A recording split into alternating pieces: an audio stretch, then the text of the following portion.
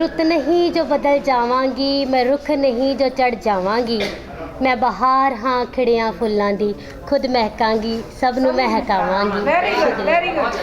ठीक है जी, आपां नारियां ते नारी ली।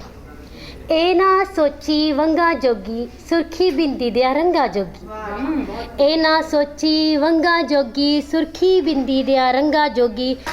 बहुत वधिया, बहुत वधिया। सिद्धरी या फटकार नहीं हाँ, मैं आपे तो बाहर नहीं हाँ। पैर दी जुत्ती समझ न मैनू, झांजर दी शणकार नहीं हाँ। जुलम न करदी ना ही सहंदी, मैं दुरकारी नार नहीं हाँ। शर्म हया ते भोला चेहरा, शर्म हया ते भोला चेहरा, उंज शमशीर दी धार जई हाँ। कोयल वांगर मिठी बोली, कोयल वांगर मिठी बोली, शेरनी दी दहाड़ जई हाँ। लोड़ पैण ते चंडी बन जा, अपने जिवें तुसीं कहा कि आपां चंडी भी बन सकदे हां। लोड़ पैण ते चंडी बन जा, उंज मैं ठंडी ठार जई हाँ। औरत हाँ मैं जग दी जननी, औरत हाँ मैं जग दी जननी, चीज़ कोई बेकार नहीं हाँ, चीज़ कोई बेकार नहीं हाँ। शुक्रिया जी। बहुत वधिया, थैंक यू। बहुत वधिया सरबजीत जी, बहुत बहुत शुक्रिया। क्योंकि ਇਹ ਸਾਡੇ ਮੰਚ ਦਾ ਮੰਤਵ ਵੀ ਇਹੀ ਹੈ ਕਿ ਔਰਤ ਨੂੰ ਦਿਖਾਣਾ ਕਿ ਔਰਤ 'ਚ ਕਿੰਨੀ ਕਪੈਸਿਟੀ ਹੈ, ਕਿੰਨੀ ਸਮਰੱਥਾ ਹੈ, ਉਹ ਕਿੰਨੀਆਂ ਵਿਧਾਵਾਂ, ਉਹ ਇਕੱਲੀ ਘਰ ਹੀ ਨਹੀਂ ਸਾਂਭ ਸਕਦੀ, ਉਹ ਦੁਨੀਆ 'ਚ ਵਿਚਰ ਕੇ ਮੋਢੇ ਦੇ ਨਾਲ ਮੋਢਾ ਜੋੜ ਕੇ ਇੱਥੋਂ ਤੱਕ ਕਿ ਕਈ ਖੇਤਰਾਂ ਦੇ ਵਿੱਚ ਅੱਗੇ ਹੋ ਕੇ ਕੰਮ ਕਰਦੀ ਹੈ। ਇਸ ਭਾਵੇਂ ਅਸੀਂ ਬਖੂਬੀ ਜਾਣਦੇ ਹਾਂ, ਸਾਡੇ ਨਾਲ ਦੇ ਵੀ ਬਹੁਤ ਸੋਹਣੀ ਤਰ੍ਹਾਂ ਜਾਣਦੇ ਨੇ, ਪਰ ਕਿਸੇ ਕਿਸੇ ਥਾਂ ਤੇ ਉੱਤੇ ਦੁਨੀਆ ਨੂੰ ਦਿਖਾਉਣ ਦੀ ਬਹੁਤ ਜ਼ਿਆਦਾ ਜ਼ਰੂਰਤ ਅੱਜ ਵੀ ਹੈਗੀ ਹੈ।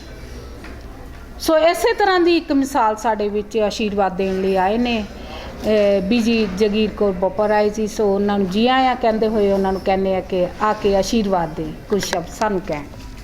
ਪਹਿਲਾਂ ਤਾਂ ਮੈਂ ਸਭ ਤੋਂ ਪਹਿਲਾਂ ਤੁਹਾਨੂੰ ਸਭ ਨੂੰ ਵਧਾਈ ਦਿੰਦੀ ਹਾਂ ਕਿ ਪਹਿਲੇ ਯਤਨ ਦੇ ਨਾਲ ਤੁਹਾਡਾ ਜਿਹੜਾ ਇਹ ਪ੍ਰੋਗਰਾਮ ਆ ਇਹ ਬੁਲੰਦੀਆਂ ਛੂਹਣ ਤੱਕ ਗਿਆ, ਕਿਉਂਕਿ ਪਹਿਲਾ ਇੱਕ ਦਿਨ ਦਾ ਬੱਚਾ ਇੰਨਾ ਕੀ ਕਰ ਸਕਦਾ, ਇਸ ਤੋਂ ਵੱਧ ਤੁਸੀਂ ਕਰ ਦਿੱਤਾ।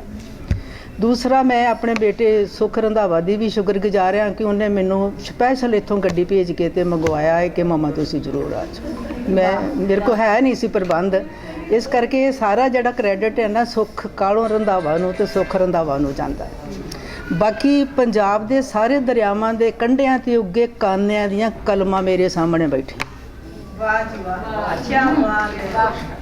ਤੇ ਮੈਂ ਇੱਕ ਲਾਈਨ ਆ ਮੈਨੂੰ ਆਉਂਦੀ, ਪਤਾ ਨਹੀਂ ਪੂਰੀ ਆਉਂਦੀ ਕਿ ਨਹੀਂ ਆਉਂਦੀ, ਕਹਿੰਦੇ ਬੇਹਿੰਮਤੇ ਨੇ ਜਿਹੜੇ ਰੋਣਾ ਰੋਣ ਮੁਕੱਦਰਾਂ ਦਾ, ਉੱਗਣ ਵਾਲੇ ਉੱਗ ਪੈਂਦੇ ਨੇ ਪਾੜ ਕੇ ਸੀਨਾ ਪੱਥਰਾਂ ਦਾ। ਔਰਤ ਜਿਹਨੂੰ ਬਾਬੇ ਨਾਨਕ ਨੇ ਆਖਿਆ ਸੀ ਸੋ ਕਿਉਂ ਮੰਦਾ ਆਖੀਏ ਜਿੱਤ ਜੰਮੇ ਰਜਾ। ਪਰ ਕੀ ਅਸੀਂ ਸਮਝ ਲਏ ਹਾਂ ਵੀ ਅਸੀਂ ਅਜੇ ਸਾਡਾ ਸਮਾਜਿਕ ਰਾਜਨੀਤਿਕ 'ਚ ਜਾਂ ਉਦਯੋਗਿਕ ਸਾਰੇ ਕੰਮਾਂ ਦੇ ਵਿੱਚ ਕੀ ਸਾਨੂੰ ਉਹ ਰੁਤਬਾ ਪ੍ਰਾਪਤ ਆ? ਮੇਰਾ ਨਾਂ 'ਚ ਜਵਾਬ ਹੋਏਗਾ। ਸਾਡੀਆਂ ਔਰਤਾਂ 1975 ਤੋਂ 33% ਮੰਗ ਰਹੀਆਂ ਹੈ। ਅਸੀਂ ਤੇ ਪਹਿਲਾਂ ਇੱਥੇ ਗਲਤ ਸੀ ਵੀ ਅਸੀਂ 33% ਹੈ ਹੀ ਨਹੀਂ। ਆ ਹੁਣ ਕੁੜੀ ਮਾਰਾਂ ਨੇ ਸਾਨੂੰ 49-51 ਕਰ ਦਿੱਤਾ, ਅਸੀਂ 50-50 ਸੀ।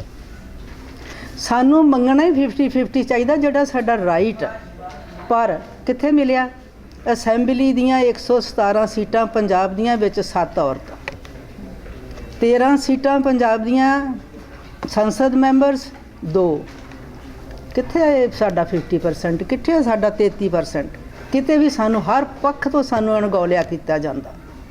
ਤੇ ਕਦੋਂ ਮਿਲਣਾ ਹੈ? ਸਾਡੀ ਮਰਦ ਨਾਲ ਕੋਈ ਲੜਾਈ ਨਹੀਂ ਆ, ਔਰਤ ਮਰਦ ਦਾ ਇੱਥੇ ਕੋਈ ਕੇਸ ਨਹੀਂ ਆ, ਕੋਈ ਲੜਾਈ ਨਹੀਂ ਆ। ਸਾਡੀ ਲੜਾਈ ਆ ਸਾਡੇ ਹੱਕਾਂ ਪ੍ਰਤੀ।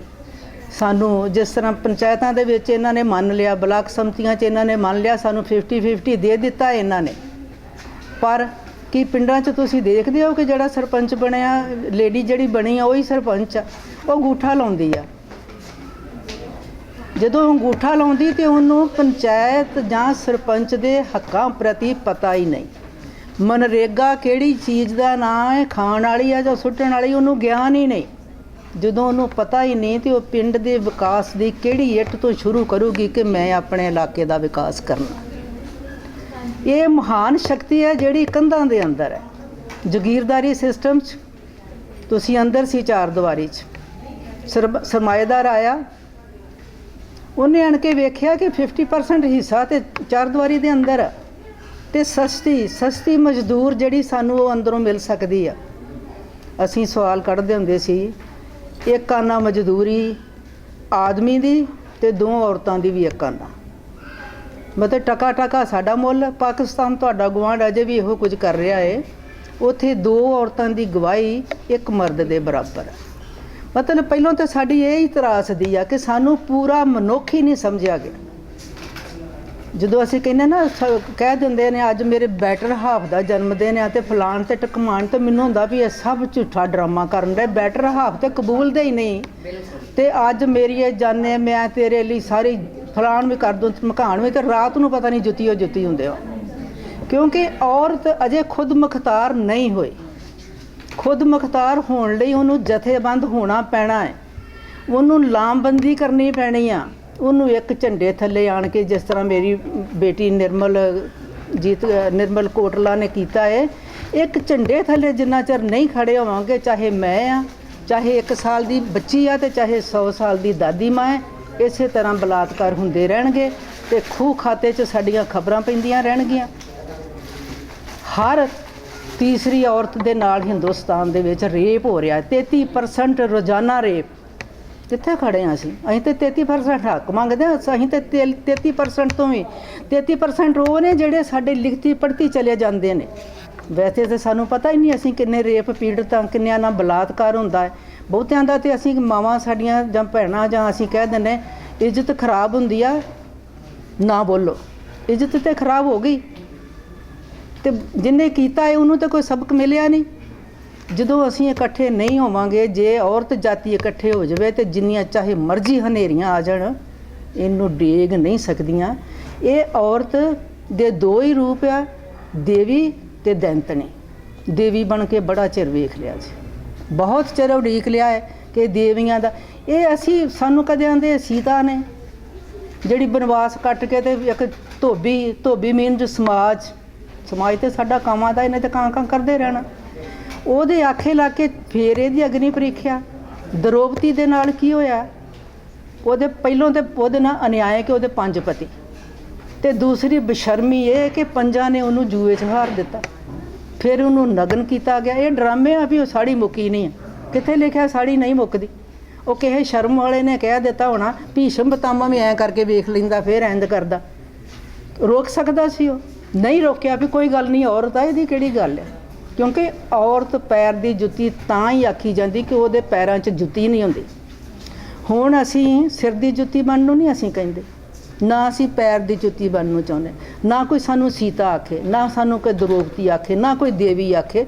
ਅਸੀਂ ਔਰਤਾਂ ਹੈ, ਸਾਨੂੰ ਇਨਸਾਨ ਅਖਵਾਉਣ ਦਾ ਹੱਕ ਆ, ਸਾਨੂੰ ਇਨਸਾਨ ਦਾ ਦਰਜਾ ਦਿੱਤਾ ਜਾਵੇ, ਸਾਨੂੰ ਪੂਰਨ ਤੌਰ 'ਤੇ ਸਾਡੇ ਹੱਕ ਦਿੱਤੇ ਜਾਣ।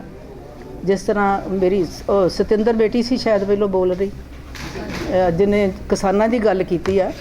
ਕਿਸਾਨਾਂ ਮੋਗਾ ਤਾਂ ਹੈ ਹੀ ਸੀ, ਉਹ ਤਾਂ ਆਵਾਜ਼ 'ਚੋਂ ਆਉਂਦਾ ਸੀ। ਨਹੀਂ ਮੋਗਾ ਤੇ ਆਵਾਜ਼ 'ਚੋਂ ਨਿਕਲ ਰਿਹਾ ਸੀ। ਮੋਗੇ, ਅੱਛਾ ਚਲੋ ਮੋਗੇ ਦੀ ਵੀ ਇੱਕ ਗੱਲ ਤੁਹਾਡੇ ਨਾਲ ਸਾਂਝੀ ਕਰ। ਕਿਸਾਨ ਨੇ ਧੀ ਵਿਆਹੁਣੀ ਆ, ਨਵਾਂ ਟਰੈਕਟਰ ਲੈਂਦਾ, ਸਾਰੀ ਪੈਲੀ ਦੇ ਨੰਬਰ ਦੇ ਦਿੰਦਾ ਤੇ ਮੋਗੇ ਦੀ ਮੰਡੀ 'ਚ ਆਣ ਕੇ ਉਹ ਟਰੈਕਟਰ 50,000 ਘਾਟੇ 'ਤੇ ਵਿਕਦਾ। ਟਰੈਕਟਰ ਘਰ ਨਹੀਂ ਆਇਆ, ਕਿਸ਼ਤ ਘਰ ਆਉਣੀ ਆ, ਪੁਲਿਸ ਘਰ ਆਉਣੀ ਆ, ਟਰੈਕਟਰ ਆਇਆ ਨਹੀਂ ਆ, ਜ਼ਮੀਨ ਗਹਿਣੇ ਪੈ ਗਈ। ਫਿਰ ਖੁਦਕੁਸ਼ੀਆਂ ਇੱਥੋਂ ਤੁਰਦੀਆਂ ਹੈ। ਫਿਰ ਕਹਿੰਦੇ ਕਿਸਾਨ ਦਾ ਕਸੂਰ ਹੈ, ਇਹ ਦਾਜ ਕਿਉਂ ਦਿੰਦਾ ਹੈ? ਦਾਜ ਕਿਸਾਨ ਨਹੀਂ ਦਿੰਦਾ, ਦਾਨ ਮੁੰਡੇ ਵਾਲੇ ਮੰਗਦੇ ਆ। ਮੰਗਤਿਆਂ ਦੀ ਘਾਟ ਨਹੀਂ ਆ ਇੱਥੇ। ਜਿੰਨਾ ਚਿਰ ਦਾਜ ਦੇਵਾਂਗੇ, ਅੰਦਰ ਵੜ ਕੇ ਦੇ ਲਓ, ਸ਼ਰੇਆਮ ਦੇ ਲਓ, ਉਹਨਾਂ ਚਿਰ ਔਰਤ ਦੀ ਜਿਹੜੀ ਤਰਾਸਦੀ ਉਹਦੇ 'ਚ ਬਦਲਾਵ ਨਹੀਂ ਆ ਸਕਦਾ। ਜੋ ਮਰਜ਼ੀ ਕਰ ਲਓ। ਗੱਲ ਮੈਂ ਕਿਸਾਨੀ ਦੀ ਕਰ ਰਹੀ ਸੀ। ਕਿਸਾਨੀ ਮੁੱਖ ਧੰਦਾ ਹੈ ਸਾਡੇ ਪੰਜਾਬ ਦਾ। 1.5 ਮਹੀਨਾ ਹੋ ਗਿਆ ਹੈ, ਮੈਂ ਸਾਰੇ ਮੋਰਚਿਆਂ 'ਚ ਗਈ ਹਾਂ, ਚਾਹੇ ਰੇਲਾਂ 'ਚ ਆ, ਚਾਹੇ ਟੋਲ ਪਲਾਜ਼ਾ ਸੀ, ਭਾਵੇਂ ਚਾਹੇ ਰਿਲਾਇੰਸ ਦੇ ਹੈਗੇ ਸੀਗੇ ਮੌਲ। ਇੰਨੀ ਬੇਸ਼ਰਮੀ ਦੇ ਨਾਲ ਮੋਦੀ ਨੇ ਕੱਲ੍ਹ ਕਹਿ ਦਿੱਤਾ ਹੈ, ਕਹਿੰਦਾ 13 ਦੇ ਬੰਦੇ ਆ ਪੰਜਾਬ ਦੇ, 13 ਬੰਦੇ ਕਹਿੰਦਾ ਸਾਰੇ ਪੰਜਾਬ 'ਚ। ਕੀ ਵਿਗਾੜ ਲੋਗੇ ਮੇਰਾ? ਮੈਂ ਨਹੀਂ ਗੱਡੀਆਂ ਭੇਜਦਾ। ਉਹਨੂੰ ਇਹ ਵੀ ਨਹੀਂ ਪਤਾ ਵੀ 13 ਦੀ ਜਿਹੜੀ ਆ ਵੁਕਤ ਕੀ ਆ। 13 MP ਉਹਨੇ ਗਿਣ ਲੈ ਵੀ ਉਹ 13 ਮੇਰਾ ਕੀ ਵਿਗਾੜ ਲੈਣਗੇ, ਤੇ ਬਾਬੇ ਨਾਨਕ ਵਾਲੀ 13 ਉਹ ਭੁੱਲ ਗਏ। ਪਿਊਸ਼ ਜਿਹੜਾ ਰੇਲ ਦਾ ਮੰਤਰੀ ਆ, ਉਹਨੂੰ ਵਿੱਚੇ ਮੇਰਾ ਬੇਟਾ ਵੀ, ਗੁਰਜੀਤ ਵੀ, ਬਿੱਟੂ ਵੀ, ਸਾਰੇ ਇਹ ਮਿਲਣ ਗਏ ਆ, ਉਹਨੇ ਸ਼ਰੇਆਮ ਕਹਿਤਾ ਵੀ ਮੈਂ ਨਹੀਂ ਗੱਡੀਆਂ ਤੋਰਨੀਆਂ। ਹੁਣ ਜੇ ਅਸੀਂ ਸੋਚਿਆ ਕਿ ਹਿੰਦੁਸਤਾਨ 'ਚ ਲੋਕਤੰਤਰ ਆ, ਬੜਾ ਅਸੀਂ ਰੌਲਾ ਪਾਉਂਦੇ ਆ। ਜਦੋਂ ਦਾ ਅੰਬੇਦਕਰ ਨੇ ਸੰਵਿਧਾਨ ਬਣਾਇਆ ਸੀ ਵੀ ਬਹੁਤ ਵੱਡਾ ਲੋਕਤੰਤਰ ਆ ਹਿੰਦੁਸਤਾਨ, ਕੀ ਮੈਂ ਸਵਾਲ ਕਰਾਂ ਤੁਹਾਨੂੰ ਵੀ ਲੋਕਤੰਤਰ ਆ ਕਿ ਹਿਟਲਰ ਸ਼ਾਹੀ ਆ, ਤਾਨਾਸ਼ਾਹੀ ਆ? ਮੋਦੀ ਹਿਟਲਰ ਆ। ਹੁਣ ਉਹਨੇ ਵੇਖੋ ਆਪਣਾ ਮੇਕਅਪ ਚੇਂਜ ਕੀਤਾ, ਦਾੜੀ ਵਧਾ ਰਿਹਾ। ਇਹ ਬੰਗਾਲ ਦੀਆਂ ਚੋਣਾਂ ਨੂੰ ਲੈ ਕੇ ਡਰਾਮਾ ਹੋ ਰਿਹਾ ਵੀ ਮੈਂ ਰਵਿੰਦਰ ਨਾਥ ਟੈਗੋਰ ਵਾਲੀ ਜਿਹੜੀ ਆਪਣੀ ਆ ਨਾ ਉਹ ਦਿੱਖ ਬਣਾਉਣੀ ਆ। ਧੋਤੀ ਬੰਦਾ ਤੇ ਦਾੜੀ ਵਧਣ ਡਈ ਹੈ, ਸਿਰ ਦੇ ਵਾਲ ਵੀ ਜਿਹੜੇ ਇੰਨੇ ਉਹਨੇ ਹੋਣਗੇ, ਉਹਨੇ ਕੋਸ਼ਿਸ਼ ਕਰਨੀ ਆ ਕਿ ਲੰਬੇ ਹੋ ਜਾਣ। ਮਤਲਬ ਡਰਾਮਾ ਤੇ ਚਲਾਕ ਲੂੰਬੜੀ ਨੂੰ ਵੀ ਮਾਤ ਪਾਉਂਦਾ ਏ ਉਹ ਜਿਹੜਾ ਸਾਡਾ ਪ੍ਰਧਾਨ ਮੰਤਰੀ, ਤੇ ਉਹ ਬਣ ਕਿੱਦਾਂ ਜਾਂਦਾ ਹੈ? ਇਹ ਵੀ ਇੱਕ ਡੂੰਗੀ ਸਿਆਸਤ। ਉਹਨੇ ਗਾਂਵ ਹੀ ਬਣਨਾ।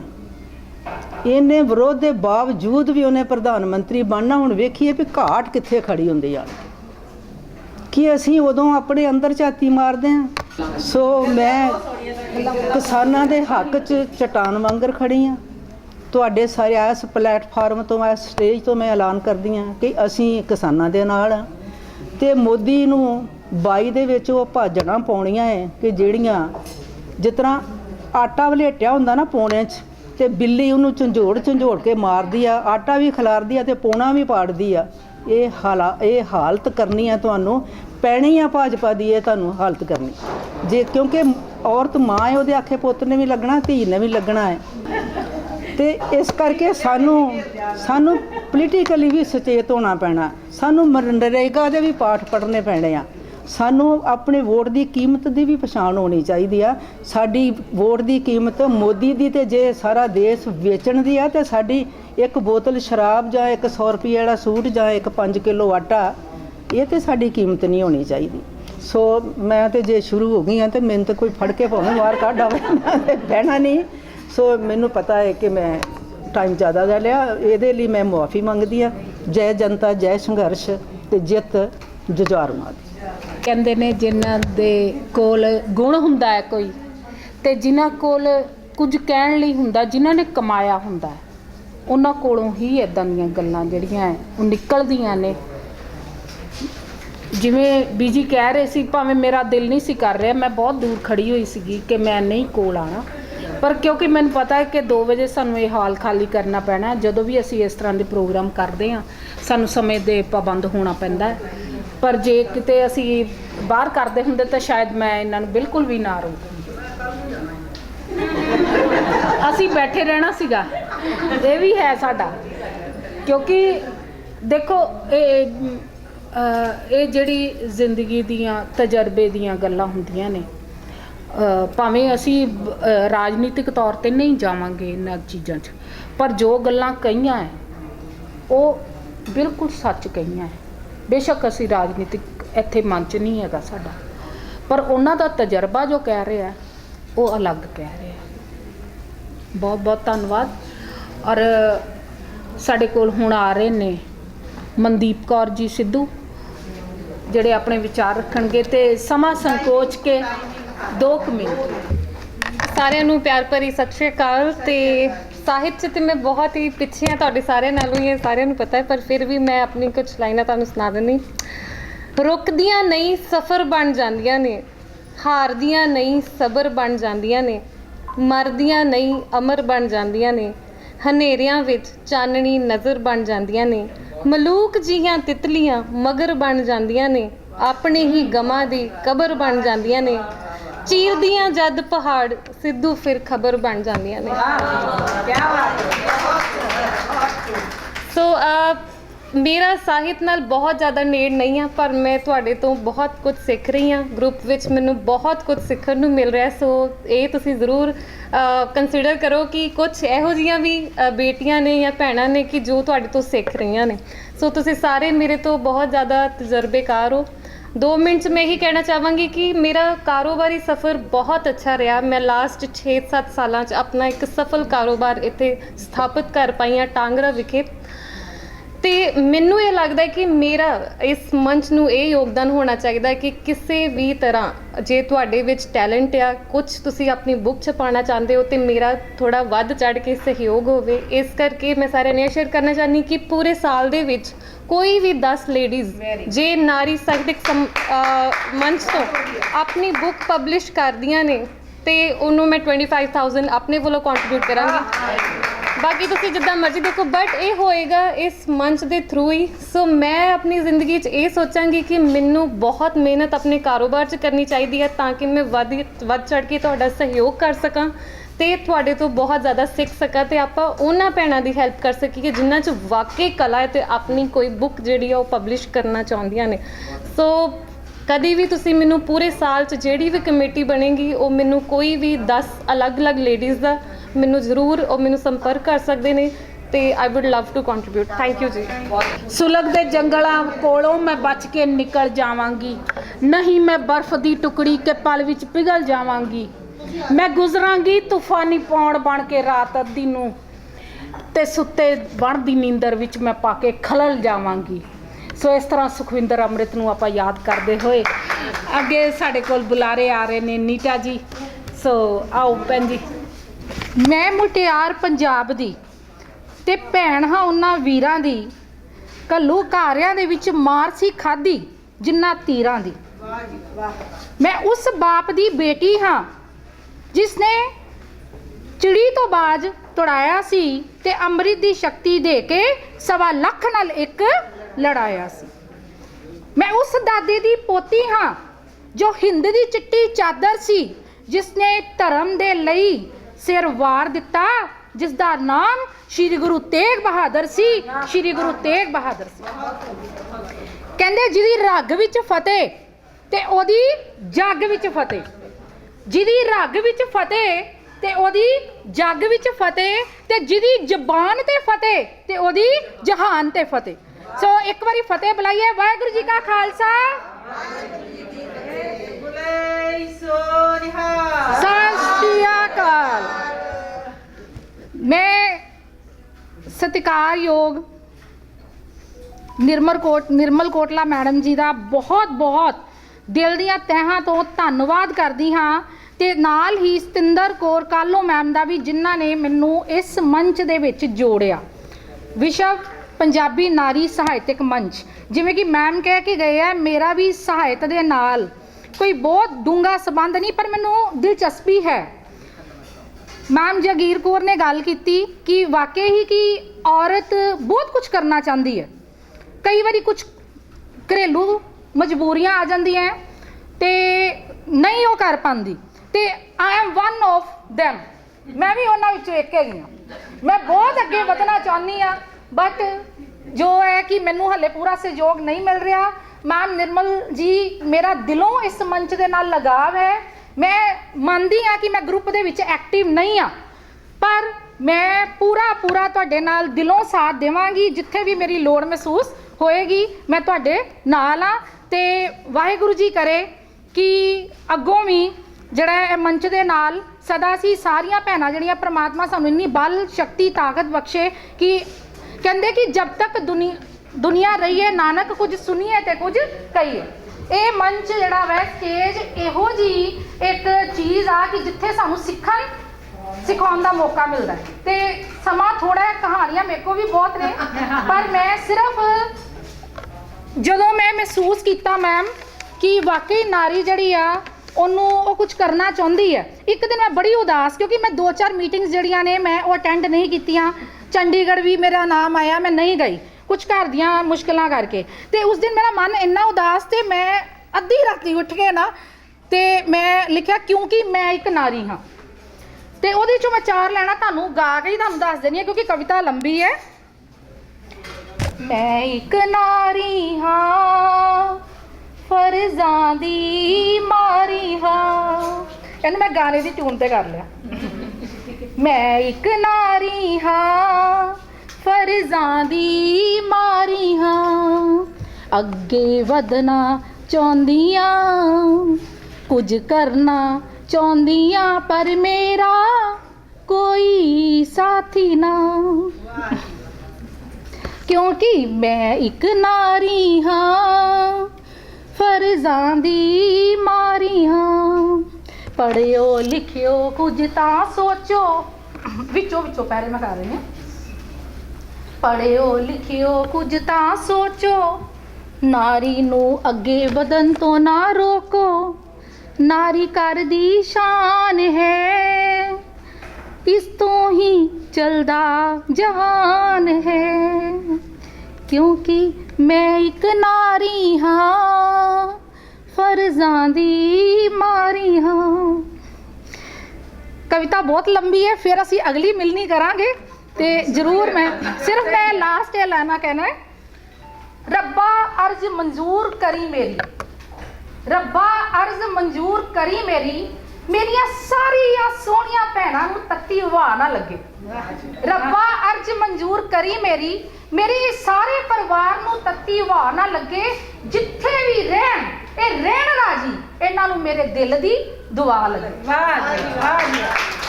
ਆਸਾਂ ਤੇ ਉਮੀਦਾਂ ਦਾ ਦੀਵਾ ਰਹੇ ਬਲਦਾ, ਲਾਸਟ ਮੇਰੀ ਇਹ ਖਾਹਿਸ਼ ਹੈ ਮਨ ਦੀ।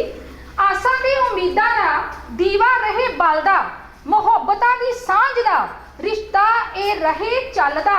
ਵਾਹਿਗੁਰੂ ਸਹਾਈ ਹੋਵੇ ਸਾਡੀ ਖੁਸ਼ੀਆਂ ਦਾ, ਤੇ ਮੁਹੱਬਤਾਂ ਤੇ ਸਾਂਝਾਂ ਦਾ ਇਹ ਸਿਲਸਿਲਾ ਇਸੇ ਤਰ੍ਹਾਂ ਰਹੇ ਚੱਲਦਾ, ਇਸੇ ਤਰ੍ਹਾਂ ਰਹੇ ਚੱਲਦਾ। ਇਹਨਾਂ ਨਾਲ ਹੀ ਬਹੁਤ ਸੋਹਣਾ ਲੱਗਿਆ, ਕਿਉਂਕਿ ਸਾਡੇ ਫਰਜ਼ ਕਈ ਵਾਰ ਇਸ ਤਰ੍ਹਾਂ ਦੇ ਹੁੰਦੇ ਨੇ, ਕਿਉਂਕਿ 6-7 ਭੈਣਾਂ ਇਸੇ ਤਰ੍ਹਾਂ ਘਰੇਲੂ ਕੁਝ ਮਜਬੂਰੀਆਂ ਕਰਕੇ ਹੀ ਨਹੀਂ ਆ ਸਕੀਆਂ।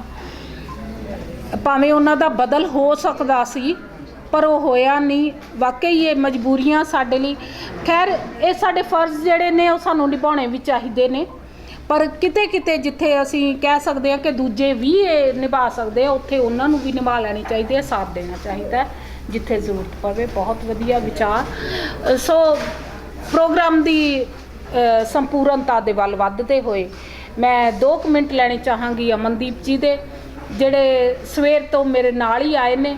ਸਿਰਫ 2 ਮਿੰਟ। ਬਹੁਤ ਹੀ ਸਤਿਕਾਰਯੋਗ ਸਾਰੀਆਂ ਭੈਣਾਂ ਨੂੰ ਮੇਰੇ ਵੱਲੋਂ ਪਿਆਰ ਭਰੀ ਸਤਿ ਸ਼੍ਰੀ ਅਕਾਲ। ਮੈਨੂੰ ਤਾਂ ਐਂ ਲੱਗਦਾ ਮੈਂ ਕੁਝ ਬੋਲ ਹੀ ਨਹੀਂ ਪਾਉਂਗੀ, ਕਿਉਂਕਿ ਬਹੁਤ ਅੱਛੇ ਵਿਚਾਰ ਦੇ ਕੇ ਗਏ ਨੇ ਸਾਰੇ ਫਨ ਨੇ। ਸਾਰਿਆਂ ਨੂੰ ਮਿਲ ਕੇ ਬਹੁਤ ਖੁਸ਼ੀ ਹੋਈ। ਫਿਰ ਵੀ ਇੱਕ ਮੈਂ ਛੋਟੀ ਜਿਹੀ ਕਵਿਤਾ ਆਪਣੀ ਲੈ ਕੇ ਤੁਹਾਡੇ ਰੂਬਰੂ ਹਾਂ। ਕਵਿਤਾ ਹੈ ਮੋਮਬੱਤੀਆਂ। ਪਹਿਲੀ ਵਾਰ ਤਾਂ ਨਹੀਂ ਬਾਲੀਆਂ ਤੇ ਬੁਝਾਈਆਂ, ਪਹਿਲੀ ਵਾਰ ਤਾਂ ਨਹੀਂ ਬਾਲੀਆਂ ਤੇ ਬੁਝਾਈਆਂ, ਹੈਦਰਾਬਾਦ 'ਚ ਮੋਮਬੱਤੀਆਂ। ਇਹ ਤਾਂ ਕਸ਼ਮੀਰ ਤੋਂ ਕੰਨਿਆ ਕੁਮਾਰੀ ਤੱਕ, ਇਹ ਤਾਂ ਕਸ਼ਮੀਰ ਤੋਂ ਕੰਨਿਆ ਕੁਮਾਰੀ ਤੱਕ, ਤੇ ਰਨ ਆਫ ਕੱਛ ਤੋਂ ਅਰੁਣਾਚਲ ਤੱਕ ਬਲਦੀਆਂ ਤੇ ਬੁਝਦੀਆਂ ਹੀ ਰਹਿੰਦੀਆਂ। ਇਹ ਤਾਂ ਕੰਨਿਆ ਕੁਮਾਰੀ ਤੋਂ ਕਸ਼ਮੀਰ ਤੋਂ ਕੰਨਿਆ ਕੁਮਾਰੀ ਤੱਕ, ਤੇ ਰਨ ਆਫ ਕੱਛ ਤੋਂ ਅਰੁਣਾਚਲ ਤੱਕ ਬਲਦੀਆਂ ਤੇ ਬੁਝਦੀਆਂ ਹੀ ਰਹਿੰਦੀਆਂ। ਤੁਸੀਂ ਸਹੀ ਕਿਹਾ, ਇੰਨਾ ਹਨੇਰਾ ਕਿਉਂ ਕੀਤਾ? ਤੁਸੀਂ ਸਹੀ ਕਿਹਾ, ਇੰਨਾ ਹਨੇਰਾ ਕਿਉਂ ਕੀਤਾ? 100 ਨੰਬਰ 'ਤੇ ਡਾਇਲ ਕਰ ਲੈਂਦੀ, 100 ਨੰਬਰ 'ਤੇ ਡਾਇਲ ਕਰ ਲੈਂਦੀ। ਇੰਨਾ ਸੱਜੀ ਸੰਬਰੀ ਕਿਉਂ? ਕਿਉਂਕਿ ਔਰਤਾਂ ਦਾ ਨਾ ਮਨਜ਼ੂਰ ਹੈ ਸੜਕਾਂ 'ਤੇ ਨਿਕਲਣਾ।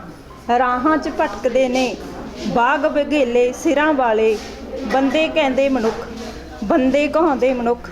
ਇਹ ਐਵੇਂ ਹੀ ਚੱਲਦਾ ਰਹਿਣਾ ਇਹ ਚੱਕਰ, ਇਹ ਤਾਂ ਐਵੇਂ ਹੀ ਚੱਲਦਾ ਰਹਿਣਾ ਇਹ ਚੱਕਰ। ਜਦੋਂ ਤੀਕ ਇੱਕ ਔਰਤ ਨੂੰ ਔਰਤ ਦੇ ਵਰਗ 'ਚੋਂ ਕੱਢ ਕੇ ਅਸੀਂ ਮਨੁੱਖਤਾ ਦੇ ਵਰਗ 'ਚ ਨਹੀਂ ਵਿੱਦੇ, ਮਨੁੱਖਤਾ ਦੇ ਵਰਗ 'ਚ ਨਹੀਂ ਵਿੱਦੇ। ਧੰਨਵਾਦ। ਬਹੁਤ ਵਧੀਆ। 1 ਮਿੰਟ ਲਈ ਮਨਦੀਪ ਭਦੌੜ ਜੀ ਹਾਜ਼ਰੀ ਲਵਾ ਲਈਏ। 30 ਜਾਂ 35 ਸਾਲ ਪਹਿਲਾਂ ਪੜ੍ਹਿਆ ਸੀ। ਉਜ਼ਬੇਕ ਰਾਈਟਰ ਦਾ ਨਾਵਲ ਸੀ, ਅਸ਼ਕਤ ਮੁਖਤਾਰ ਉਹਨਾਂ ਦਾ ਨਾਂ ਸੀ, ਔਰ ਨਾਵਲ ਦਾ ਨਾਂ ਸੀ ਭੈਣਾਂ। ਸ਼ਾਇਦ ਸਾਰਿਆਂ 'ਚੋਂ ਬਹੁਤ ਲੋਕਾਂ ਨੇ ਉਹ ਨਾਵਲ ਪੜ੍ਹਿਆ ਹੋਊਗਾ। ਉਸ ਦੇ ਅੰਦਰ ਇੱਕ ਚੀਜ਼ ਸੀ ਕਿ ਉਹ ਔਰਤਾਂ ਜੋ ਘਰਾਂ ਦੀ ਚਾਰ ਦੀਵਾਰੀ ਦੇ ਅੰਦਰ ਰਹਿੰਦੀਆਂ ਨੇ, ਜਿਨ੍ਹਾਂ ਨੂੰ ਸੂਰਜ ਵੀ ਦੇਖਣਾ ਤਾਂ ਨਕਾਬ ਦੀ ਜਾਲੀ ਦੇ ਅੰਦਰੋਂ ਦੇਖਣਾ ਪੈਂਦਾ, ਪਰ ਉਹਨਾਂ ਨੇ ਆਪਣੇ ਵਿਚਾਰਾਂ ਨਾਲ ਇੱਕ ਦੂਸਰੇ ਨੂੰ ਜੋੜਿਆ, ਜੋ ਕਿ ਲਤਾੜੀਆਂ ਹੋਈਆਂ ਔਰ ਨਿਵਾਣਾਂ ਦੇ ਵਿੱਚ ਡਿੱਗੀਆਂ ਹੋਈਆਂ ਔਰਤਾਂ ਸੀ। ਉਹਨਾਂ ਨੇ ਉਸ ਮੁਲਕ ਦੀ ਸਿਆਸਤ ਨੂੰ, ਸੱਤਾ ਨੂੰ ਬਦਲਤਾ, ਔਰ ਬਦਲਿਆ ਇਸ ਚੀਜ਼ ਨਾਲ, ਉਹਨਾਂ ਨੇ ਆਪਣੇ ਵਿਚਾਰਾਂ ਨਾਲ ਇੱਕ ਦੂਸਰੇ ਨੂੰ ਨਾਲ ਜੋੜਿਆ, ਕ੍ਰਾਂਤੀ ਲੈ ਕੇ ਆਈ। ਉਹਨਾਂ ਨੇ ਕੋਈ ਹਥਿਆਰ ਨਹੀਂ ਉਠਾਏ ਔਰ ਉਹਨਾਂ ਨੇ ਕੋਈ ਧਰਨੇ ਪ੍ਰਦਰਸ਼ਨ ਨਹੀਂ ਕਰੇ, ਪਰ ਉਹਨਾਂ ਨੇ ਆਪਣੇ ਆਪ ਨੂੰ ਮਜ਼ਬੂਤ ਕਰਿਆ, ਕਮਜ਼ੋਰਾਂ ਨੂੰ ਛੱਡਿਆ ਨਹੀਂ, ਸਾਰਿਆਂ ਨੂੰ ਸਾਥ ਲੈ ਕੇ ਤੁਰੇ ਔਰ ਇੱਕ ਬਦਲਾਵ ਦੀ ਗਵਾਹੀ ਦਿੱਤੀ। ਔਰ ਉਹਨਾਂ ਦਾ ਨਾਂ ਦੁਨੀਆ 'ਚ ਮੇਰੇ ਵਰਗੇ ਜੋ ਪਿੰਡਾਂ 'ਚ ਲੋਕ ਰਹਿੰਦੇ ਨੇ ਉਹਨਾਂ ਤੱਕ ਵੀ ਪਹੁੰਚਿਆ। ਸੋ ਅੱਜ ਮੈਨੂੰ ਬਿਲਕੁਲ ਉਹੀ ਪ੍ਰਭਾਵ ਮਿਲ ਰਿਹਾ ਜੋ 35 ਸਾਲ ਪਹਿਲਾਂ ਮੈਂ ਉਹ ਨਾਵਲ ਪੜ੍ਹਿਆ ਸੀ ਕਿ ਸ਼ਾਇਦ ਆਪਾਂ ਵੀ ਉਸ ਬਦਲਾਵ ਦੀ ਗਵਾਹੀ ਦੇਵਾਂਗੇ, ਕਿਤੇ ਨਾ ਕਿਤੇ ਜਾ ਕੇ ਵਿਚਾਰਾਂ ਦੇ ਨਾਲ ਜੁੜਾਂਗੇ ਔਰ ਇੱਕ ਦੂਸਰੇ ਨੂੰ ਕਦੇ ਛੱਡਾਂਗੇ ਨਹੀਂ ਔਰ ਸਾਥ ਦੇਵਾਂਗੇ ਹਮੇਸ਼ਾ। ਔਰ ਅਗਰ ਤੁਸੀਂ ਚਾਹੋ ਤਾਂ ਮੈਂ ਆਪਣੀਆਂ 4 ਲਾਈਨਾਂ ਬੋਲਣੀਆਂ ਚਾਹਾਂਗੀ। हाँ बिल्कुल थोड़ा। ज़ुबान किन्ने ही लफ्ज़ कत्ल हो गए अनजम में, किन्ने ही लफ्ज़ कत्ल हो गए अनजम में, ज़ुबान दी दहलीज तो पार होण तो पहला, जिन्हां नूं मायने नसीब नहीं तड़पे होणगे, सिसके होणगे सोचां दे जंगल विच, भटके होणगे, या फिर खौफ दे रेत दे टिब्बिਆਂ ਤੋਂ ਉੱਗਣ ਦੇ ਤਰਲੇ ਲੈਂਦੇ ਹੋਣਗੇ, ਉਡੀਕਦੇ ਹੋਣਗੇ ਹੌਸਲੇ ਦੀ ਬਾਰਿਸ਼ ਨੂੰ ਜੋ ਕਿਸੇ ਕਰਮਾਂ ਵਾਲੇ ਦਾ ਨਸੀਬ ਹੈ, ਜਾਂ ਫਿਰ ਵਗੇ ਹੋਣਗੇ ਹੰਝੂ ਬਣ ਕੇ ਖਾਮੋਸ਼ੀ ਨਾਲ ਧੂਏ ਦੇ ਪੱਜ।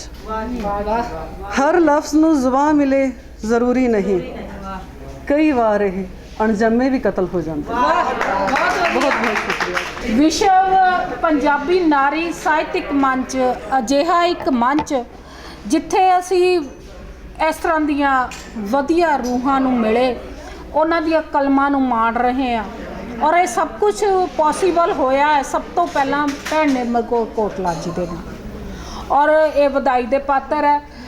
ਅੱਜ ਬੇਸ਼ੱਕ ਅਸੀਂ ਇਹਨਾਂ ਦੀਆਂ ਵਿਚਾਰ ਵੀ ਨਾਲ ਸੁਣਨੇ ਨੇ, ਪਰ ਇੱਥੇ ਅਜਿਹੀ ਸ਼ਖਸੀਅਤ ਹੈ ਜਿਹੜੀ ਸਾਨੂੰ ਸਾਰਿਆਂ ਨੂੰ ਕਵਰ ਕਰ ਰਹੀ ਹੈ ਔਰ ਸਵੇਰ ਤੋਂ ਸਾਡੇ ਨਾਲ ਨੇ ਔਰ ਵਧੀਆ ਤਰੀਕੇ ਦੇ ਨਾਲ ਉਹ ਸਾਨੂੰ ਸੁਝਾਅ ਵੀ ਦੇ ਰਹੇ ਨੇ। ਮੈਂ ਲਗਾਤਾਰ ਸੁਣ ਰਹੀ ਸੀ ਜਿਵੇਂ ਜਿਵੇਂ ਉਹ ਇੰਟਰਵਿਊਜ਼ ਕਰ ਰਹੇ ਨੇ, ਨਾਲ ਸੁਝਾਅ ਵੀ ਸਾਨੂੰ ਦੇ ਰਹੇ ਨੇ ਤੇ ਬਹੁਤ ਵਧੀਆ ਸ਼ਖਸੀਅਤ ਸਾਡੇ ਵਿੱਚ ਮੌਜੂਦ ਹੈ ਭੈਣ ਹਰਮੇਸ਼ ਕੌਰ ਜੀ। ਸੋ ਉਹਨਾਂ ਨੂੰ ਸੱਦਾ ਦੇਣੀ ਆ ਕਿ ਦੋ ਸ਼ਬਦ ਇੱਥੇ ਆ ਕੇ ਕਹਿਣ। ਸ਼ੁਕਰਗੁਜ਼ਾਰ ਹਾਂ ਉਸ ਪਰਮਾਤਮਾ ਦੀ ਜਿਨਨੇ ਇੰਨੀਆਂ ਸੋਹਣੀਆਂ ਸੂਰਤਾਂ ਦੇ ਅੱਜ ਦਰਸ਼ਨ ਕਰਵਾਏ ਨੇ। ਮੈਂ Harmesh Kaur Jodhe, lecturer Punjabi, state awardee ਤੇ ਸਮਾਜ ਸੇਵਾ ਦੇ ਖੇਤਰ 'ਚ ਭਾਰਤ ਸਰਕਾਰ ਵੱਲੋਂ ਮਦਰ ਟਰੇਸਾ ਅਵਾਰਡੀ,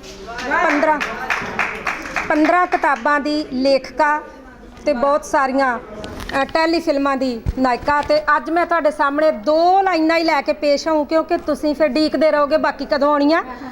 ਹੁਣ ਮੈਂ ਲੋਕ ਗੀਤਾਂ ਦੀ ਮਲਕਾ ਹਰਮੇਸ਼ ਕੌਰ ਜੋਧੇ ਦੇ ਰੂਪ ਵਿੱਚ ਆਪ ਦੇ ਨਾਲ ਪੇਸ਼ ਹਾਂ।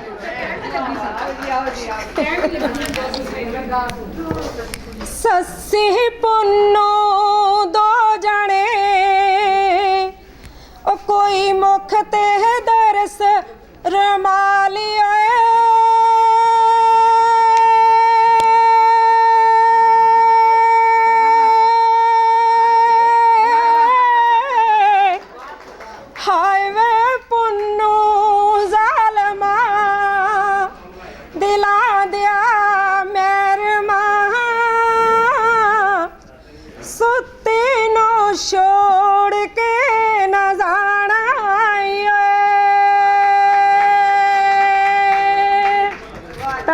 ਸੁਰਾਂ ਦੀਆਂ ਸ਼ੈਬਰਾਂ ਸਾਡੇ ਇਸ ਮੰਚ ਦੇ ਉੱਤੇ ਲਾਈਆਂ ਹਰਮੇਸ਼ ਕੌਰ ਜੀ, ਬਹੁਤ ਬਹੁਤ ਧੰਨਵਾਦ।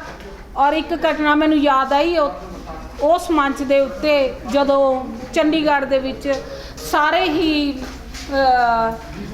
ਆਦਮੀ ਜਾਂ ਅਧਿਆਪਕ ਜਨ ਆ ਰਹੇ ਸੀ ਤੇ ਹਰਮੇਸ਼ ਕੌਰ ਜੋਧੇ ਜੀ ਆਏ ਸਟੇਜ ਦੇ ਉੱਤੇ, ਇੱਕ ਘੋੜੀ ਗਾਈ ਉਹਨਾਂ ਨੇ ਜਿੰਨਾ ਦਾ ਕੋਈ ਨਾਂ ਨਹੀਂ ਲੈ ਸਕਦਾ। ਬਿਲਕੁਲ। ਤੇ ਉਹ ਜੋਧੇ ਜਿਹੜੇ ਕਮਾਲ ਕਰਤੀ ਉਹਨਾਂ ਨੇ ਕ੍ਰਿਸ਼ਨ ਕੁਮਾਰ ਦੀ ਘੋੜੀ ਗਾਈ।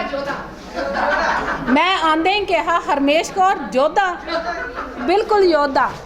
ਧੰਨਵਾਦ, ਬਹੁਤ ਵਧੀਆ ਲੱਗਿਆ।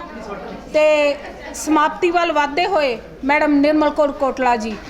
ਤੁਸੀਂ ਆਏ ਜੀ ਦਹਲੀਜ਼ ਸਾਡੀ, ਤੁਸੀਂ ਆਏ ਜੀ ਦਹਲੀਜ਼ ਸਾਡੀ, ਅਸੀਂ ਤੇਲ ਬਰੂਹੀ ਚੋਏ, ਮੈਂ ਵਾਲੀ ਤੂੰਬੀ ਛੱਡ ਕੇ ਤੂੰ ਦੇ ਹਵਾਲੇ ਹੋਏ, ਸੱਜਣ ਜੀ ਰਾਹਾਂ ਤੱਕ ਸਾਡੀ ਅੱਖੀਂ ਥਕੀਆਂ, ਸੱਜਣ ਜੀ ਰਾਹਾਂ ਤੱਕ ਸਾਡੀ ਅੱਖੀਆਂ ਥਕੀਆਂ, ਆਜੋ ਜੀ ਅਸੀਂ ਸਾਂਝ ਹਰਫਾਂ ਸੰਗ ਪਰੋਈਏ, ਤਨ ਨੂੰ ਖਾਕ ਬਣਾ ਅਸੀਂ ਆਪਣੇ ਤਨ ਨੂੰ ਖਾਕ ਬਣਾ ਤੁਹਾਡੇ ਰਾਹੀਂ ਵਿਛਾਇਆ। ਆਵੋ ਜੀ ਅਸੀਂ ਬੀਜ ਮੁਹੱਬਤਾਂ ਬੋਈਏ, ਚਰਨ ਧੂੜ ਤੁਸਾਂ ਦੀ ਮੱਥੇ ਨਾਲ ਸੁਹਾਕੇ। ਨਿਰਮਲ ਰੂਹਾਂ ਸੰਗ ਅੱਜ ਪਾਕ ਪਵਿੱਤਰ ਹੋਈਏ, ਅੱਜ ਪਾਕ ਪਵਿੱਤਰ ਹੋਈਏ। ਇਹਨਾਂ ਸਾਰੀਆਂ ਪਿਆਰੀਆਂ ਭੈਣਾਂ ਨੂੰ ਸਮਰਪਿਤ ਮੇਰੇ 4 ਬੋਲ ਸੀ ਤੇ ਇੱਥੇ ਬਹੁਤ ਹੀ ਵਧੀਆ ਬੁਲਾਰੇ ਬੋਲ ਕੇ ਗਏ ਹਨ। ਮੇਰਾ ਕੋਈ ਸਟੇਜ ਤੇ ਬੋਲਣ ਦਾ ਤਜਰਬਾ ਤਾਂ ਨਹੀਂ ਆ, ਪਰ ਜੋ ਵੀ ਅਸੀਂ ਮੋਟਿਵ ਲੈ ਕੇ ਚੱਲੇ ਆ ਇਸ ਸਟੇਜ ਤੇ ਅੱਜ, ਤੇ ਉਹਦੇ ਵਿੱਚ ਅਸੀਂ ਜਿੰਨੀਆਂ ਵੀ ਨਵੀਆਂ ਕਲਮਾਂ ਹਨ ਉਹਨਾਂ ਨੂੰ ਅਸੀਂ ਉਭਾਰਨ ਦੀ ਕੋਸ਼ਿਸ਼ ਕਰਾਂਗੇ। ਜੋ ਸਾਡੇ ਮਨਦੀਪ ਭੈਣ ਜੀ ਸਾਨੂੰ ਸਾਥ ਦੇ ਕੇ ਗਏ ਹਨ, ਕੋਈ ਵੀ ਭੈਣ ਆਪਣੀ ਕਿਤਾਬ ਛਪਾਉਣੀ ਚਾਹੁੰਦੀ ਆ, ਉਹਦੇ ਕੋਲ ਸੋਰਸਸ ਨਹੀਂ ਹਨ, ਅਸੀਂ ਉਹਨਾਂ ਦੀ ਮਦਦ ਜ਼ਰੂਰ ਕਰਾਂਗੇ। ਸਾਡਾ ਇਹ ਮੰਚ ਵਿਸ਼ਵ ਪੰਜਾਬੀ ਨਾਰੀ ਸਾਹਿਤਕ ਮੰਚ ਸਦਾ ਹੀ ਤੁਹਾਡੀ ਮਦਦ ਲਈ ਹਾਜ਼ਰ ਹੈ। ਬਾਕੀ ਅਸੀਂ ਜਿਹੜਾ ਕਿਸਾਨ ਸੰਘਰਸ਼ ਮੋਰਚੇ ਚੱਲ ਰਹੇ ਹਨ, ਅਸੀਂ ਉਹਨਾਂ ਦੇ ਵੀ ਨਾਲ ਖੜੇ ਹਾਂ।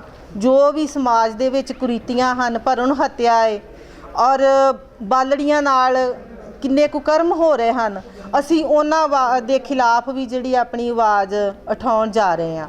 ਔਰ ਸਾਡੇ ਇਸ ਮੰਚ ਦਾ ਇੱਕੋ ਇੱਕ ਮਕਸਦ ਆ ਕਿ ਅਸੀਂ ਜਿਹੜਾ ਵਾ ਸ਼ੁੱਧ ਤੇ ਪਵਿੱਤਰ ਸਾਹਿਤ ਰਚੀਏ। ਸਾਡੀਆਂ ਕਲਮਾਂ ਜਿਹੜੀਆਂ ਵਾ ਇੱਕ ਹੁਲਾਰਾ ਦੇਣ ਇਸ ਮੰਚ ਤੋਂ ਅਸੀਂ ਇਹ ਕਰਨ ਜਾ ਰਹੇ ਹਾਂ ਕਿ ਅਸੀਂ ਸਾਹਿਤ ਰਾਹੀਂ ਆਪਣੇ ਸਮਾਜ ਨੂੰ ਜਿਹੜਾ ਵਾ ਸੁਧਾਰ ਸਕੀਏ। ਤੇ ਸੋ ਸਾਰੀਆਂ ਭੈਣਾਂ ਦਾ ਮੈਂ ਤਹਿ ਦਿਲ ਤੋਂ ਸਵਾਗਤ ਕਰਦੀ ਹਾਂ ਕਿ ਤੁਸੀਂ ਸਾਡੇ ਇੱਕ ਛੋਟੇ ਜਿਹੇ ਸੱਦੇ ਤੇ ਸਾਨੂੰ ਇੰਨਾ ਮਾਣ ਸਤਿਕਾਰ ਬਖਸ਼ਿਆ। ਮੇਰੀਆਂ ਭੈਣਾਂ ਬਠਿੰਡੇ ਤੋਂ, ਪਟਿਆਲੇ ਤੋਂ, ਮੋਗੇ ਤੋਂ, ਪਠਾਨਕੋਟ, ਗੁਰਦਾਸਪੁਰ, ਅੰਮ੍ਰਿਤਸਰ, ਤਰਨਤਾਰਨ ਤੋਂ ਹਾਜ਼ਰ ਹੋਈਆਂ ਹਨ। ਮੈਂ ਇਹਨਾਂ ਦਾ ਤਹਿ ਦਿਲ ਤੋਂ ਸਵਾਗਤ ਕਰਦੀ ਹਾਂ ਤੇ ਧੰਨਵਾਦ ਜੀ। ਇਹ ਸਾਰਾ ਪ੍ਰੋਗਰਾਮ ਜਿਨ੍ਹਾਂ ਨੇ ਉਲੀਕਿਆ ਭੈਣ ਨਿਰਮਲ ਕੌਰ ਕੋਟਲਾ, ਜਿਨ੍ਹਾਂ ਦੇ ਮੋਢਿਆਂ ਤੇ ਬਹੁਤ ਵੱਡੀ ਜ਼ਿੰਮੇਵਾਰੀ ਸੀ ਤੇ ਦਿਨ ਰਾਤ ਇੱਕ ਕੀਤਾ ਹੋਇਆ ਸੀਗਾ। ਇਹਨਾਂ ਦੇ ਨਾਲ ਇੱਕ ਮੋਢਾ ਇੱਕ ਹੋਰ ਸੀਗਾ, ਉਹ ਸੀਗਾ ਭੈਣ ਸੁਖ ਰੰਧਾਵਾ ਦਾ। ਤੇ ਅਸੀਂ ਪ੍ਰੋਗਰਾਮ ਲਈ ਧੰਨਵਾਦੀ ਸ਼ਬਦਾਂ ਲਈ ਉਹਨਾਂ ਨੂੰ ਰਿਕੁਐਸਟ ਕਰਦੇ ਹਾਂ ਕਿ ਉਹ ਆਉਣ ਤੇ ਬਹੁਤ ਵਧੀਆ ਪ੍ਰੋਗਰਾਮ ਲਈ ਸਾਡੇ ਤੋਂ ਧੰਨਵਾਦ ਲੈਂਦੇ ਹੋਏ ਆਈਆਂ ਹੋਈਆਂ ਰੂਹਾਂ ਦਾ ਵੀ ਧੰਨਵਾਦ ਕਰਨ। ਵਿਸ਼ਵ ਪੰਜਾਬੀ ਨਾਰੀ ਸਾਹਿਤਕ ਮੰਚ ਦੀਆਂ ਸਾਰੀਆਂ ਭੈਣਾਂ ਨੂੰ ਸਭ ਤੋਂ ਪਹਿਲਾਂ ਤੇ ਨਿੱਘਾ ਜੀ ਆਇਆਂ ਤੇ ਬਹੁਤ ਬਹੁਤ ਥੈਂਕ ਯੂ ਤੁਹਾਡਾ। ਤੁਸੀਂ ਸਾਡੇ ਇੱਕ ਸੱਦੇ ਤੇ ਇੱਥੇ ਪਹੁੰਚੇ ਆ ਤੇ ਮਤਲਬ ਮੈਂ ਵੀ ਮਨਦੀਪ ਭੈਣ ਜੀ ਵਾਂਗੂ ਵੀ ਮਤਲਬ ਸਾਹਿਤ ਨਾਲ ਐਡੀ ਕੋਈ ਹੈ ਨਹੀਂ ਆ ਕਿ ਮੈਂ ਬਹੁਤ ਵੱਡੀ ਲੇਖਕ ਆ ਜਾਂ ਕੁਛ, ਮੈਂ ਪਾਠਕ ਆ ਤੇ ਗਰੁੱਪ 'ਚ ਸਾਰੀਆਂ ਭੈਣਾਂ ਬਹੁਤ ਸੋਹਣਾ ਲਿਖਦੀਆਂ ਆ। ਮਤਲਬ ਅਸੀਂ ਸਿੱਖ ਰਹੇ ਆ ਤੇ ਮੈਨੂੰ ਖੁਸ਼ੀ ਆ ਕਿ ਮੈਨੂੰ ਭੈਣ ਜੀ ਨੇ ਜੋੜਿਆ ਤੇ ਮੁੜ ਕੇ ਮੈਨੂੰ ਤੁਹਾਡੀ ਸੇਵਾ ਕਰਨ ਦਾ ਇੱਕ ਮੌਕਾ ਦਿੱਤਾ ਤੇ ਮਤਲਬ ਥੈਂਕ ਯੂ ਥੈਂਕ ਯੂ ਬਹੁਤ ਬਹੁਤ ਤੁਹਾਡਾ। ਤੁਸੀਂ ਪਹੁੰਚੇ ਆ ਤੇ ਜੇ ਕਿਸੇ ਗੱਲੋਂ ਕੋਈ ਕਮੀ ਰਹਿ ਗਈ ਆ ਤੇ ਮਾਫੀ, ਕਿਉਂਕਿ ਪਹਿਲਾ ਪ੍ਰੋਗਰਾਮ ਸੀ ਸਾਡਾ ਤੇ ਅੱਗੇ ਤੋਂ ਮਤਲਬ ਇਦੋਂ ਵਧੀਆ ਕਰਾਂਗੇ ਅਸੀਂ। ਤੇ ਮੇਰੇ ਨਾਲ ਮੈਂ ਇਕੱਲੀ ਨਹੀਂ ਆ ਕਿ ਜਿਹਨੇ ਕੀਤਾ ਆ, ਮੇਰੇ ਨਾਲ ਸਹਿਯੋਗ ਦਿੱਤਾ ਆ ਮੇਰੇ ਹਸਬੈਂਡ ਨੇ। ਮਤਲਬ ਸਾਰਾ ਕੁਝ ਉਹਨਾਂ ਨੇ ਕੀਤਾ ਆ ਆਰਗੇਨਾਈਜ਼ ਤੇ ਮੈਂ ਮਤਲਬ ਉਹਨਾਂ ਦੀ ਮੈਂ ਧੰਨਵਾਦੀ ਆ ਕਿ ਮੇਰੇ ਨਾਲ ਖੜੇ ਰਹੇ ਹੋ। ਜਿਸ ਤਰ੍ਹਾਂ ਕਹਿੰਦੇ ਨਾ ਹਰ ਅਗਾਂਹ ਵਧੂ ਮਰਦ ਦੇ ਪਿੱਛੇ ਇੱਕ ਔਰਤ ਹੁੰਦੀ ਆ, ਇਹਦੇ ਪਿੱਛੇ ਇੱਕ ਮਰਦ ਦਾ ਹੱਥ ਆ। ਹਾਂ ਨਹੀਂ, ਉਹ ਮੈਨੂੰ ਸੱਚੀ ਗੱਲ ਜੇ ਉਹ ਹਰ ਮਤਲਬ ਸਪੋਰਟ ਕਰਦੇ ਆ ਮੈਨੂੰ, ਉਹ ਚਾਹੁੰਦੇ ਆ ਕਿ ਮੈਂ ਅੱਗੇ ਆਵਾਂ। ਬਸ ਮੈਂ ਹੀ ਆ ਕਿ ਥੋੜੀ ਉਹ ਜਿੱਦਾਂ ਕਹਿੰਦੇ ਨਾ ਕਿ ਫਰਜ਼ਾਂ ਦੇ ਮਾਰੀ ਆਵੇ ਮਤਲਬ, ਪਰ ਉਹ ਕਹਿੰਦੇ ਨੇ ਕਿ ਤੁਸੀਂ ਅੱਗੇ ਵਧੋ, ਹਰ ਕੰਮ ਦੇ ਵਿੱਚ ਅੱਗੇ ਪਾਰਟਿਸਿਪੇਟ ਕਰੋ, ਮੈਂ ਤੁਹਾਡੇ ਨਾਲ ਆ। ਬਸ ਮੈਂ ਹੀ ਥੋੜੀ ਪੈਰ ਪਿੱਛੇ ਖਿੱਚਦੀ ਆ ਹਰ ਇੱਕ ਚੀਜ਼ 'ਚ, ਕਿਉਂਕਿ ਜਿੰਨਾ ਚਿਰ ਮੈਂ ਸੱਸ ਆ ਇਹਦੇ ਅੱਗੇ ਨਹੀਂ ਨਹੀਂ ਹੁਣੇ ਮੇਰੇ ਨਹੀਂ ਜੇ ਹਾਂ ਹੁਣ ਮੇਰੇ ਨਾਲ ਖੜੇ ਆ ਨਾ, ਮਤਲਬ ਮੇਰੇ ਸਪੋਰਟ ਦੇ ਵਿੱਚ ਖੜੇ ਆ ਤੇ ਹੁਣ ਮੈਂ ਨਾਲ ਖੜ ਕੇ ਵਿਖਾਉਂਗੀ ਇਹਨਾਂ ਨੂੰ। ਸ਼ੁਕਰੀਆ। ਹਾਂ ਥੈਂਕ ਯੂ ਮੰਮਾ ਦਾ ਵੀ ਤੇ ਮਨਦੀਪ ਭੈਣ ਜੀ ਦਾ ਵੀ ਬਹੁਤ ਥੈਂਕ ਯੂ ਵੀ ਉਹ ਪਹੁੰਚੇ ਆ ਇੱਥੇ ਤੇ ਉਹਨਾਂ ਨੇ ਇੰਨੀ ਮਤਲਬ ਨਾਲ ਖੜਨ ਦਾ ਹੌਸਲਾ ਵੀ ਦਿੱਤਾ ਆ ਸਾਰਿਆਂ ਨੂੰ। ਤੇ ਤੁਹਾਡਾ ਸਾਰਿਆਂ ਜਣਿਆਂ ਦਾ ਬਹੁਤ ਬਹੁਤ ਧੰਨਵਾਦ। Thank you.